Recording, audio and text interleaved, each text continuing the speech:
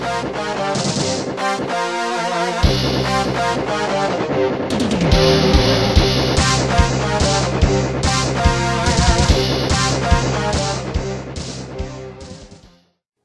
is Water Elemental. And this is Axis. Here today to talk about League of Legends. This is a very interesting show we do every now and again. We talk about MOBA-style game filled with action, adventure, and political refugee. Sadly, there is... Wait a minute, no, hang on. That word didn't make sense. But we're going to ignore it and move on. Interesting things this week. A little bit of tournament stuff going on. You guys check that out. Not really a thing, though. Skin sales, of course, and then Vayne, along with the new patch. So, get a lot of stuff to talk about. Ooh, the patch. It's an interesting patch. It's an interesting patch. But first, Vayne. First thing I noticed when I was playing Vayne, she is so squishy. She's incredibly squishy. You could blow on her and she would detonate in, like, glass. She's like glass, really. Give her a hug, you have slain an enemy. Essentially, it's almost what it feels like sometimes. There's the point where I was getting Doran's shield first just because I was so scared to take any damage because it just was a death sentence. And I wanted to be really clever. I want to get like a, attack speed first and be like, oh, look at me, silver bullets. And then it was just, yeah, one point of damage deals 50 damage to you. It's ridiculous. But that was just the first thing I really noticed on her. As I had thought last week, she is very, very mobile in combat. Retreating and getting to destinations, not that much to be excited about. But once she gets into a battle, zips around like nobody else. She's uncomparable in terms of movement speed in combat. She's really good against champions that have skill shots. Yes. Usually. Yes, indeed. And that's a strong point because there are a lot of skill shots out there, and so it's a strength that not a lot of champions have, and the ability to just juke so well while putting up a fight. Most champions can be like, oh, I can juke while running away a little bit, but this is like, hey, I'm in combat, roll, pew, pew, pew, roll, pew, pew, pew. Oh, you're playing Karthus? Okay, I'll just dance around your ball. Essentially, yeah, it's a good time. But again, very mobile, very fun, if you like that sort of mobility, dance around game. The thing that kind of cinched it for me was that made me really appreciate her is how startling her damage is. It is... If you can get past the fact that she can be like two-shotted. If you're very careful, and if you play your cards right, and you know when to do what, she's very, very deadly and lethal. This is going to make her, I think, a very enjoyable champion, especially for people who like high skill cap champions. Because there hasn't been a lot of high skill cap ranged physical champions. There hasn't been a lot of high skill cap ones. So she's the one, if you want to be a clutch player, she's the girl to go with, is what I've seen so far. I mean, Caitlyn was before, and that was only because of the way her traps interacted. So now this is an actual one where, hey, positioning matters, movement matters, having your shots go off appropriately matters, timing your abilities matters. A lot of micromanagement with her. Yes. One thing that kind of kept me away from actually purchasing her this week, I did watch a lot of games. You were the ones Axis were playing and other people playing against, and either she's really hit or miss. That's my main problem with her. When you see her, you're not going to be like, oh boy, we got a Vayne. You're going to be like, oh, I hope she's good. I really do, because a lot of people just think it's a great idea, first 3 or 4 minutes in the game, roll in there and then think they can just deal massive amount of damage, and then they just get first blood. They can. And the thing is, this is first week stigma. I mean, this first couple of days, there's always this thing with the new champion where everybody sucks with her, and maybe a handful of people are really good. I mean, I'm not great with her yet. I had a couple of good games, a couple of awful games, but she's a champion I really kind of like. I like a lot more than I thought I would, just because of how bursty she can be, and it's really fun to manage all of your abilities. And there's a lot of different builds you can go for, too, is another thing. There's just tons and tons and tons of different ways you can set her up, depending on the kind of damage you want to do. I mean, if you want to go attack speed, you can do great. If you want to go flat damage, you're going to do great. If you do crit, you're going to do great. As long as you can back it up with the proper skill curve. Yeah, the only build that is not good is buying amplifying. Yeah, no AP. we found 2 games where... Yeah, 2 games, people getting Sheen first. Now, I can understand Sheen. I was playing around with Trinity Force on her, that is a deadly item, because if you get the proc on your roll, you do a metric ton of damage, and it's a lot of health and a lot of move speed, which you can directly need. It's interesting that... Yeah, she has no AP scaling whatsoever. Well, it's interesting because her roll counts itself as an ability, and then your next shot. Yeah, no, that's why I was liking the Trinity Force, like, oh wow, because roll up there, bam, bam, bam, you get that 80 damage, 80% plus 75% plus your attack damage. It's ridiculous. I mean, with my full Trinity Force, I was getting 375 damage from 375% damage. So it was just like, hey, I have a BF sword, you're dead. It's 600 damage on a 2-second cooldown ability move. I mean, it's mitigated, of course, but that's a lot of damage. Yeah, I was playing Trundle, and she came out of the brush, and because I was unsuspecting, and, I wasn't playing smart, I'm sitting there, I'm jungling, she unstealths, and she just hits me with 4 shots, and then just drops me down, having the True Silver just destroy me, the true damage. Yes, the true damage is very, very potent, because it's percentage plus flat. I think it gets up to, what, 9, 7? Exact number, but it's very high plus flat. So, I mean, even if they don't have a lot of hit points, there's still that flat true damage just to come in there and help you out. Get that extra bonus damage when you need it. I mean, I love true damage. I love percentage true damage. This is a very much an anti-tank ability. I mean, for sure this hurts other carries, but you'll notice tanks flinch a bit when that bullet hits him, and it's like, oh wow, all my armor means nothing. I just got hit in the chest really hard, and it hurts. She's more threatening than an Olaf when it comes to true damage, too. Well, I wouldn't say that. I mean, Olaf's is a big chunk, but hers is more steady, consistent. It's a lot more similar to an Arella amount of true damage, and just that bam, bam, bam, bam, bam, bam. It's like a battle rifle. When more people get accustomed to her and how her playstyle is, and more high skill cap players start picking her up, I won't be as afraid to see her in game as far as on my team. But at this point in time, she just has such a high skill curve. It's pretty scary pugging it right now, because you're definitely going to have one of them pop up. And I just can't really carry a team when you have really bad Vaynes, because they just go down instantly. And it's bad. No, she's a champion that punishes you if you're not very good. Don't get me wrong, she's interesting, but just her ultimate still is really lackluster, even seeing it in action. It's not horrible. I mean, it's a lot more interesting and dynamic than I thought it was going to be. I thought it was going to be just boring, flat stats. But the way the stealth on that ability interacts with all of her things, it lets you set up a lot of really gnarly kills just when you, like, fake them out. It's almost like Shaco-esque, where you just fake them out and then all of a sudden set up a huge damage combo.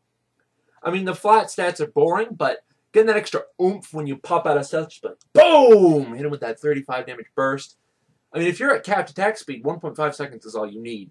And you'll get 3 attacks off, get that true silver damage. It's a very interesting ultimate, and I hate to say that about a flat stat ultimate, but the stealth really cinches it just because of how you can turn things around with that, how well you can turn things around. So it not only encourages you to either run, but it's also like, oh hey, you want to set up a wicked kill at low health, you can do it. And it plays together also very well with her knockback bolt. Another, again, ability I thought was going to be horrible. It still can mess up certain kills, but it's not that far of a knockback compared to some others. At the same thing, it isn't far enough to set up to get a good stun. Yeah, you can't line it up and shoot someone over like 5 Teemo shrooms, but you can still do pretty well.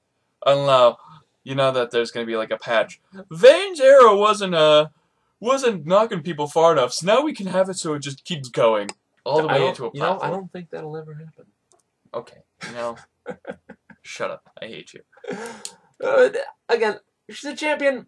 I didn't think it was going to be that interesting, but they played around with how squishy she is and how her abilities do and the damage and the risk versus reward, and it kind of turned into something that is very high skill cap, very interesting, a lot more dynamic and just encouraging to skilled gameplay than I thought it was going to be. So, really changed my opinion on the champion as soon as I picked her up. Yep. So, what are you going to give her as far as a score? Well, just based on, again, she's no AP ratios, so that kind of limits some of your build options, but not horribly. She's very, very squishy, She's also very, very cunning, fun, and it allows you to have a high skill cap. But on the flip side, very punishing to new players. Very, very punishing to new players and people playing her for the first time. Free week's going to be horrible. Oh, yes. And she is also, again, flat damage, not very interesting, but the dynamic to it is just, I don't know, I feel like I'm abusing the word dynamic, but it's really... Dynamic drinking game. Yes, it is. It's good.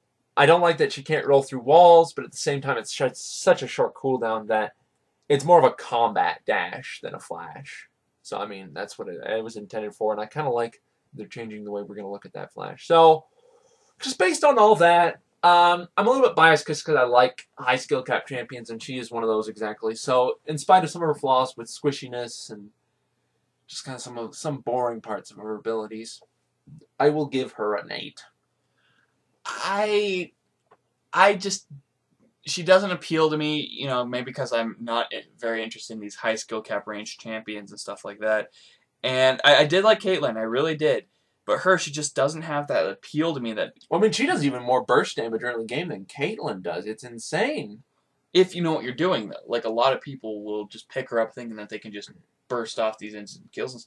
She's going to take a while, so I'm going to give her about a 7 on mine. She's good. I'm not saying she's bad or anything. I'm just saying, personally, I just won't be playing her anytime soon. All right. And she does like a lot of range. It is kind of difficult to keep yourself safe. Yeah, it's the squishiness factor. At least squishy short range is scary. No escape mechanism. I mean, she does have an escape mechanism. It's just she's more oriented around being mobile while fighting someone rather than being mobile while getting away. I mean, you can push someone back and roll, and for the most part that'll do you well. But if you're facing multiple people, whereas a flash would get you away, her roll just won't do it. But it is what it is. Vayne, I like her a lot. I'm going to have to practice with her a lot more before I can even show my face around here. But interesting champion. If you were looking for an interesting range to play that isn't just auto attack, auto attack, auto attack, use my flash ability, auto attack, definitely a champion to look at. I mean, she encourages you to use all of her abilities rather than just right-click and win. Yay, right-click and win. It's Master Yi ideology, yo. So, with Vayne came a very... Big patch. They nerfed... they nerfed Karthus and Jarvan and Sunfire. Why would they do Nocturne! Ugh, I was playing Nocturne a lot, too. I'm like, I'm going to have fun with it, Screw Nocturne. I hope he dies. I hope Nocturne is dead. I hope he dies. Nocturne is so OP. Don't even QQ. But Jarvan, he was just harass heavy. I mean, I can understand the nerf, but I will still complain about it because I liked Jarvan. And Karthus nerf, a little bit unnecessary. I mean, it was. They haven't touched Karthus in age, and all of a sudden they're like, oh, he's overpowered now. I think it's because so many people... Suicide Karthus? For Jihadthus? But yeah, you can just tell people were getting sick and tired of his ult. Just, oh, I'm going to run away. It's countered by a 250 gold item or a Banshees. It's ridiculous. There's no reason to QQ about it. It's so easy to counter. But I don't know. People just don't like that they can't stay in combat till they have 10 HP. I don't know. But hey, whatever. Enough of that. The big thing is tenacity. Tenacity is cool. I'm glad they did this, making it so I don't have to get Mercury Treads. I mean, Mercury Treads is still best for mitigating that damage, but maybe if, let's say they having a trash item you can have for a while until you get better items. Maybe if they only have an Amamu, or maybe they have a Scion on a Terra. Their whole team's not CC, but maybe half of them, and you don't want to bend over and get Mercury Treads. You just want to get something to make it a little bit less annoying. This is a great niche item for that. And I've played with these items around a little bit on different characters to see if there's a noticeable difference. It's noticeable. It's 25%. It's nothing to QQ about. It's great. The 3 items are Cloak and Dagger, which is a 20% attack speed, 20% critical strike, and 25 tenacity. We have Moonflare Spellblade, 50 ability power, 25 tenacity, and Elysia's Miracle, 25 HP regen per 5, 20 I knew mana. you weren't going to get through that without. Yeah, 25 tenacity in that one as well. The Oh, thing I like about Alicia's Miracle is that it's another thing to build out of Philosopher's Stone. For the most part, I don't want to get that piece of crap Shreya's Reveille. I don't want it. So the fact that I can get some good regen and pick something up like this with good amount of health regen, good amount of mana regen, with some tenacity on there, that is a great item to build Philosopher's Stone out of. I think that was an awesome thing that they did with that. yeah, it's really nice. You know, I don't have a problem with these items. I'm glad there's new items in the game. The last big item change was actually them breaking up the Zillion's Ring into the Hourglass and the Cap. Mm-hmm. So getting 3 Yeah, new there's items. actually a lot of item changes. Wits End and Rod of Ages. The Rod of Ages change and the Catalyst change, awesome. I was so sick of characters like Singed and anybody else that picked up a Catalyst. They had a get out of jail free card if they happened to get a ding. It's just an RNG. All of a sudden, oh hey, I happen to have enough XP that I dinged while I was in combat and it saved my life. It's stupid. This way, it's the same effect, but it's a hot. So instead of like, oh hey, get out of jail free card, hey, I have a slightly increased amount of regen.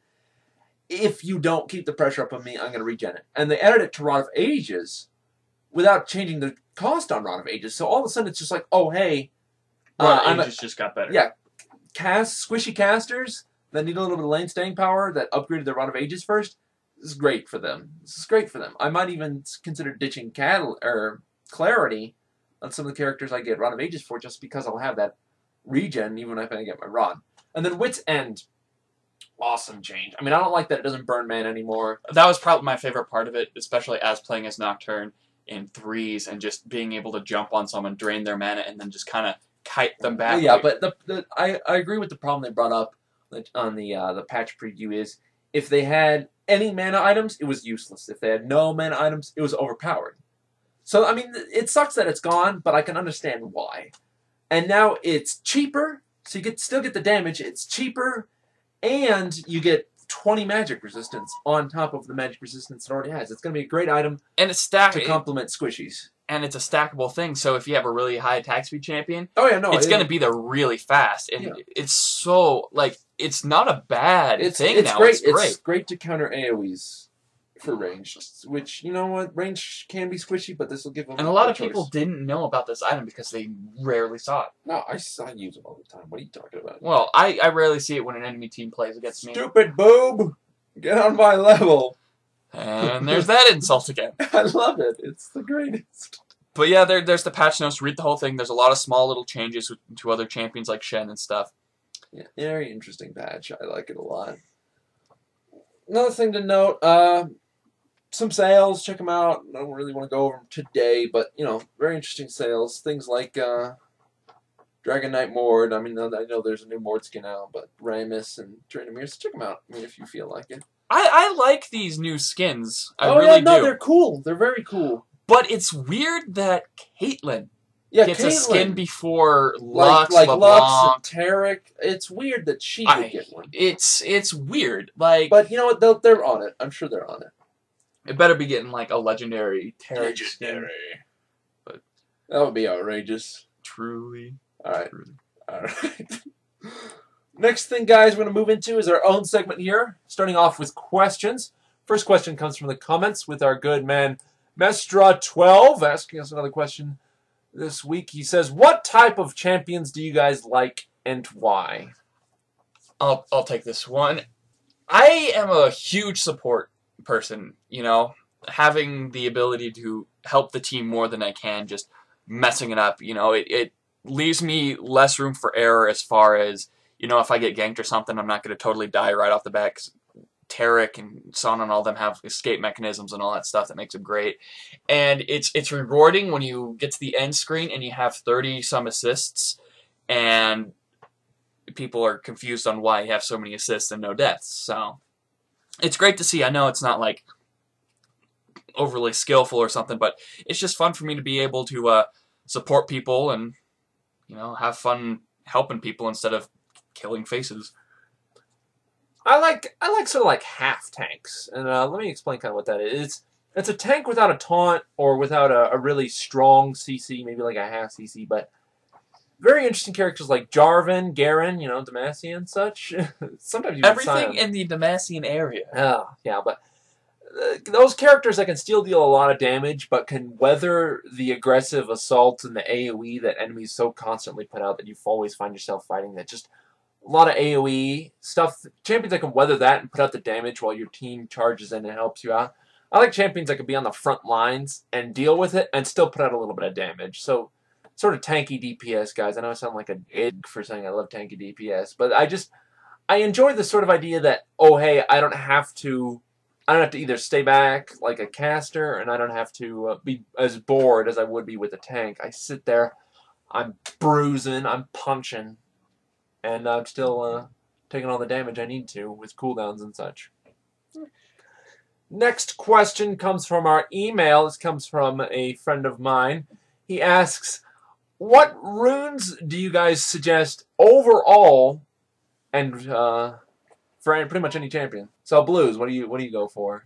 Don't ask me about runes. I do not know these things off the top of my head.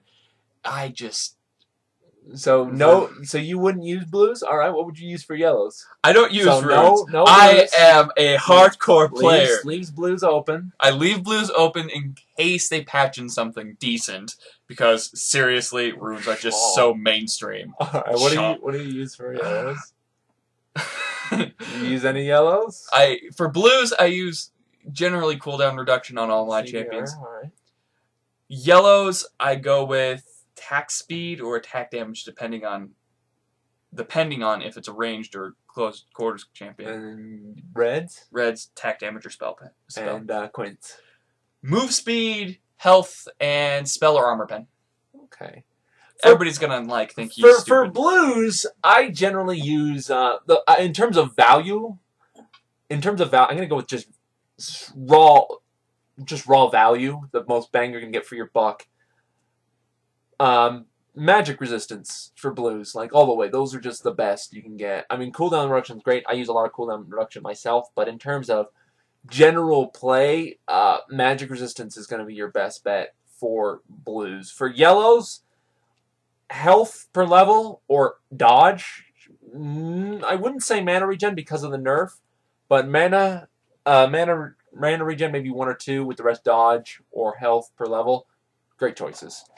Reds, I always go with magic or armor pen. I mean, I never really play support, but if I'm playing a tank or a support, I generally go with health, flat health or health per level. It's not the greatest coefficients, but it's better than armor pen or magic pen.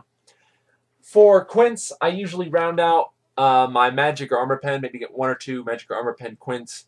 The rest I get either move speed or gold per 10. Yeah, so... Well, we're kind of about the same spot as far as quintessence. Oh yeah, no, we were very close. For a while, we were neck and neck. Until you pulled out the gold quints card. I'm not Twisted Fate. Shut up. But yeah, it's all in preference to what champions you again, play. that's just overall is what I think. I mean, each champion's gonna have specific runes they're gonna want or need. I think Rumble needs a lot of mana per 5. Yes, definitely. It's a good champion for that. Energy. And so yeah, guys, those are our questions for the week. Post any more you have in the comments below. We'll try and take a look at them. Also send them to our email at spazgaming@gmail.com. If you don't want us to disclose your handle in the email, let us know. We have shirts on sale still because, oh yeah, we're still total sellouts. We're not sellouts. If you guys have ideas, let us know. I happen to be a sellout. Don't forget to like the button, create a new account, like it again, comment. It's a good time. And yeah, I mean, that's it for the week, guys. It was an awesome patch. I didn't like some parts of it, but overall... 75% of the patch was nerfing you. 75% of the patch was nerfing me. The other 25% was awesome tenacity items. Vayne is very interesting. I can't wait to get my hands on her. Post-perspective builds, guys. I want to see some of the builds you guys have been going with. Because I haven't stumped. I mean, I'm going with, like, Black Cleaver and stuff like that. So we'll see. It's just a great attack speed champion for me. And I'm ranting. So this is it for the week. I think that's all we have. Unless something pops up tomorrow. Yeah, it will. More information on the monkey. No! Watch Magma Chamber come out tomorrow. All right, this has been Axis. And Water Element. And we're telling you